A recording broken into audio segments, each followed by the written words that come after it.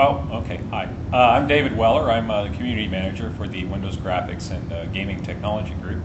And we're here talking to Steve Lacey. And Steve, why don't you tell us a little bit about yourself and just kind of some brief history about your career at Microsoft and before that. So I guess some of the guys watching Channel 9 will have seen the Flight Sim video we did a while ago. So I'm working on Flight Sim at the moment. I'm the software architect dude and mainly the graphics engine lead.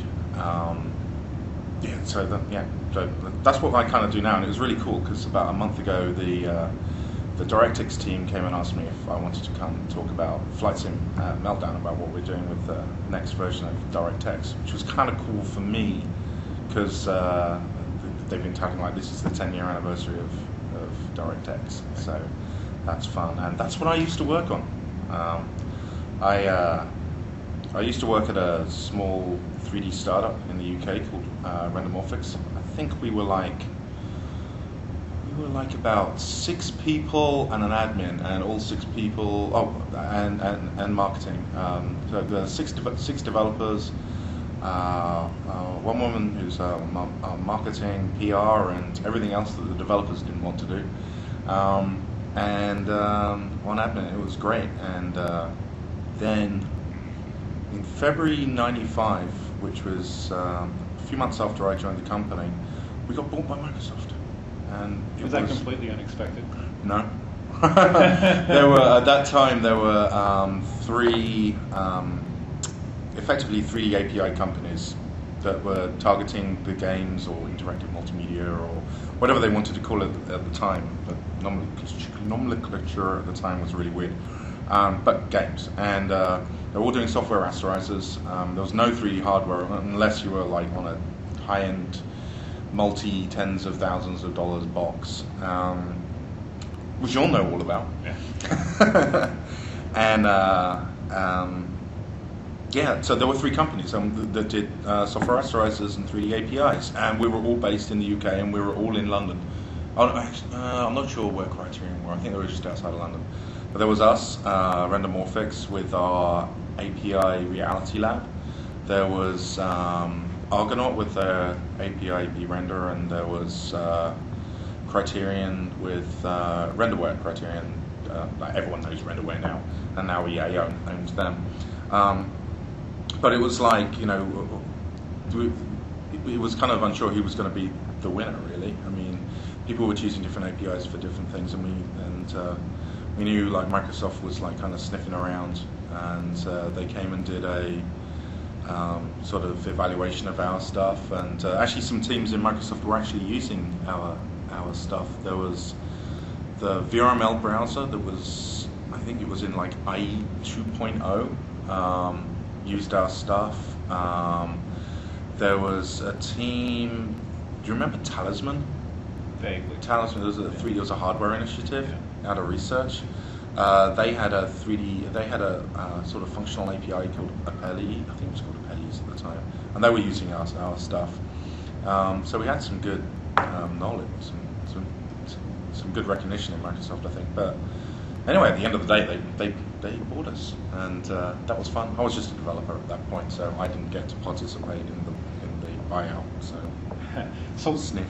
Let me ask you a couple questions then about DirectX as it was then. I mean, was it really the case that what Rendermorphics was and what that API was, is it really literally what DirectX was at the beginning? No. Or did it change quite a bit? No, it's changed a lot. I mean, at that point, so we're talking February '95.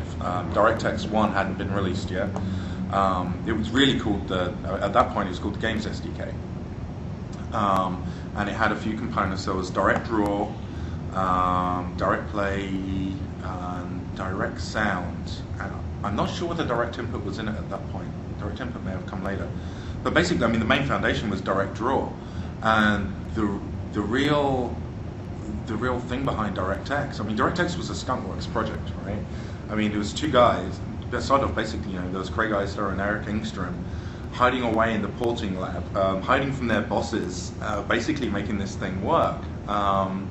They had game developers, like no one thought about like games on Windows. I mean, what's that all about, right? I mean, everyone was working. It was like targeting DOS, and Windows 95 was just about to come out, and like I guess like needed this massive push. I mean, this is my understanding of the situation. We needed like a massive push, like we needed people off of DOS and onto Windows, and there was like limited support for direct access to the hardware in Windows. I mean, the whole point was abstraction, right?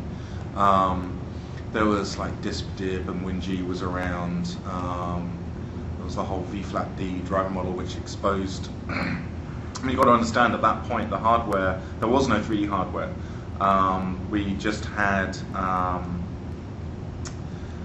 like literally it was just 2D hardware, and it was exposed in a bank switch manner so that you could only access, I think it was like 640K at the time. I can't remember exactly what it was, but anytime you like crossed that boundary, it would cause a page fault, and really bad stuff would happen. So there was no linear access to the memory. There wasn't like, here's the start of the surface, and here's the start of memory, and here's the end of memory, and you can do whatever you want in the middle. That didn't, you just couldn't do that. And what DirectDraw did, and still does, which is just a phenomenal piece of engineering by Craig Eisner, was to expose all these myriad pieces of hardware in a single API fashion, rather than everyone having to write their own driver effectively under DOS. And it was great, and it was fast. I remember the first time, so the Game Developers Conference in '95, in Santa Clara, we had tacked on a couple of days, DirectX team tacked on a couple of days to basically to show DirectX, or the Games SDK, as it was called then. That was when, like, actually I should have worn it today. I still got my t-shirt, the DirectX t-shirt from there. It was the big radiation symbol logo, and it was a radiation symbol logo. It wasn't a propeller, okay? And like a skeleton on the back, basically being blown away by like a nuclear blast, because that was the whole thing. We were kind of like, it was kind of Renegade. And if you actually read the book Renegades of the Empire, you'll actually get a lot of this backstory. I should have worn that today. Yeah, where was I going? We showed, there was a demo that ATI actually wrote called Foxbear, and we had permission to use that and whatever, and it was showing like a full screen, like Windows out of the way, GDI out of the way, full screen demo of like basically a 2D side scroller running at like 200 hertz, which was just never been seen before, even really on the DOS. And like those guys, after I remember I was sat in the audience at the time for this, and I could hear developers like going like, that's not real, that's fake, that's fake. And then literally the realization coming over people's faces that this was a refresh rate like title running under Windows 95, which was still in beta at the time. And they were just astounded, and they got like a standing ovation for it. It was absolutely brilliant time to be involved. So yeah, so at that point, then we got bored. This was still before any 3D hardware was around, and we retargeted our API to use DirectDraw as our surface management. At the time, we would talk to Windows divs and all that sort of stuff. We targeted at DirectDraw. We moved from a handle-based API to a COM-based API, and we split our API effectively. What Reality Lab was a retained mode API, and internally we had this driver layer where we would like write the bottom part to like talk to this particular piece of hardware, or this particular piece of hardware, or this particular piece of hardware. We cut that, exposed that up, and that's what became Direct3D at the time in media mode, and then what was the old API became Direct3D retained mode.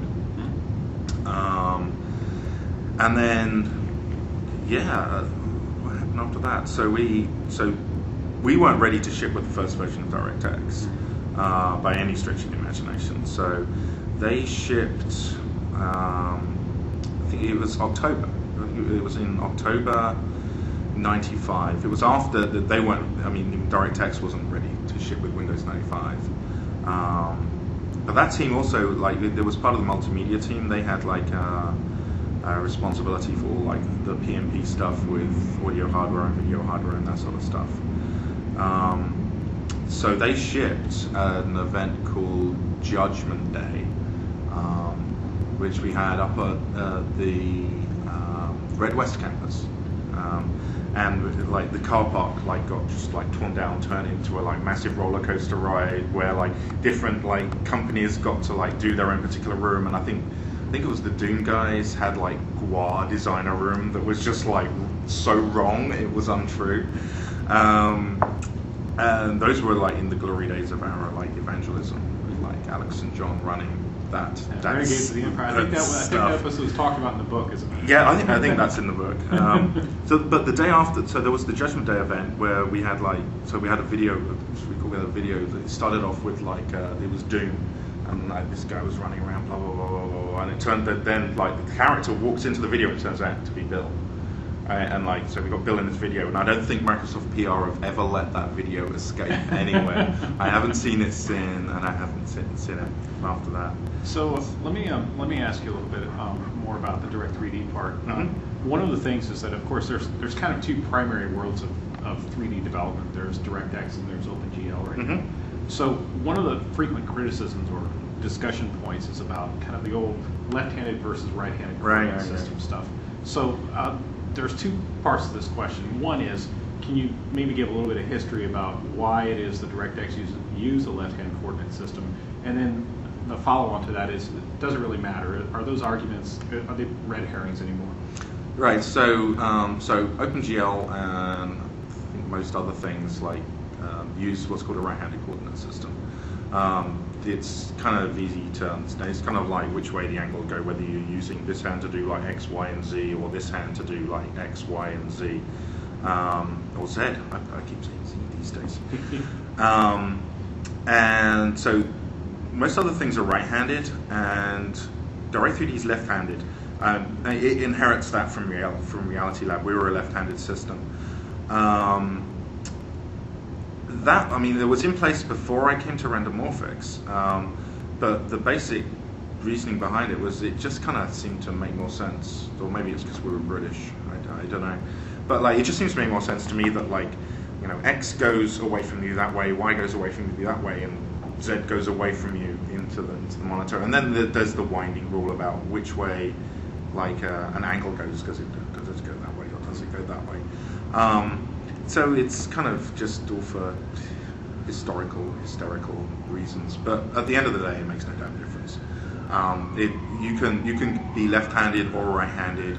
A left-handed system can use right-handed models. It's just a change in the projection matrix and a change in the way you deal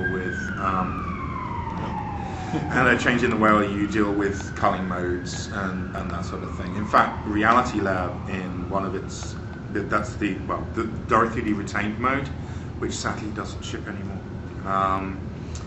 Actually had a switch. There was an API call you could make that says be right-handed or be left-handed, and it's really just it's a non-starter really of an issue. If somebody wanted to get started in the gaming business right now or in the graphics programming business, what kind of advice would you give them? Math is good. Not that you actually have to do it, but you have to understand it, right? It's really useful, especially now. Anyone can draw a triangle. You can fire up. There's so much sample stuff out there. Anyone can get a model of some 3D articulated skinned character and make it dance and run around on the screen. The real trick, it's more artistic in that it's developing shaders. It's thinking, how can I take that thing I'm seeing in the real world, how can I get that really incredibly sort of diffuse specular reflection that I'm seeing on this tablet's screen? How can I represent that? Because we're still not there. We're not doing ray tracing yet, right? And then arguably we may not even ever want to do that. But how do I replicate the light's behavior? How do I make the lighting work? And that's really you've got to understand the math about what's going behind there. You've got to be able to read the cigarette papers. You've got to somehow understand what on earth Peter Pike Sloan's talking about, and finally grok it at some point. And that requires a strong math foundation. And then it's just normal core coding skills. It's with graphics, as much as anything else, you've got to write stuff that's efficient, small, fast. You're talking about writing programs. A shader is just a program that like runs millions and millions of times a second on every single pixel, maybe multiple times on the hardware, and you've got to understand that. You've got to understand that stuff. There's many ways to start. I mean, there's so many resources out there. The managed DirectX stuff these days is a great starting point, and for a lot of people, a great finishing point as well. People are shipping titles using it. We internally in Flight Sim use managed DirectX stuff and managed code and managed DirectX stuff in a lot of our tools. Kind of tools. Things that will take like raw data coming from art, manipulate it, munge it, spit it out into an in-game format. Viewers, things that check models for problems, manifold mesh checks, that sort of stuff. And managed code is just a great way to do that. It's fast and it works, and it's really quick to build stuff. And a lot of those tools have UI, right? And as anyone else knows, it's like coding UI in MFC ain't fun. It's really, really easy using C# and the whole Windows Forms, right? Windows Forms stuff. And who knows what's happening with like Avalon and all that sort of stuff. But well, I think we're out of time now. So I ramble. Yeah. Okay. Well, we do appreciate your time, Steve, and thanks for sitting down and talking to Channel 9 about computer graphics. You're welcome. Thanks.